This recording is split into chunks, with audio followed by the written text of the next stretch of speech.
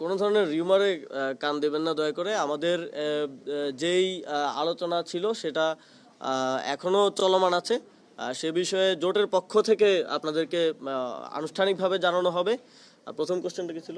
মানে এখন পর্যন্ত যা যা দেখছেন আপনি এই কমিশনের উপর নির্ভর করে সুষ্ঠু নির্বাচন হবে কিনা নির্ভর করতে পারছেন কিনা এই বিষয়টা আপেক্ষিক।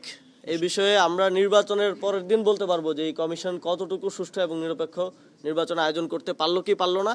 তবে এখন পর্যন্ত আমরা যেই লক্ষণগুলো দেখেছি, যাচাই বাছাইয়ের ক্ষেত্রে বলেন কিংবা এখন পর্যন্ত আমরা দেখি যে আচরণবিধি অনেক জায়গায় লঙ্ঘিত হচ্ছে। আমরা ঢাকা বিশ্ববিদ্যালয় সহ বিভিন্ন জায়গায় দেখি যে পোস্টার ঝুলছে, যেটা স্পষ্টভাবেই এখন করার সুযোগ নেই। আমরা বিভিন্ন প্রার্থীদেরকে দেখি যে তারা বিভিন্ন অনুষ্ঠানের প্রধান অতিথি হচ্ছে, যেটা স্পষ্টভাবে নির্বাচনী আচরণবিধির লঙ্ঘন।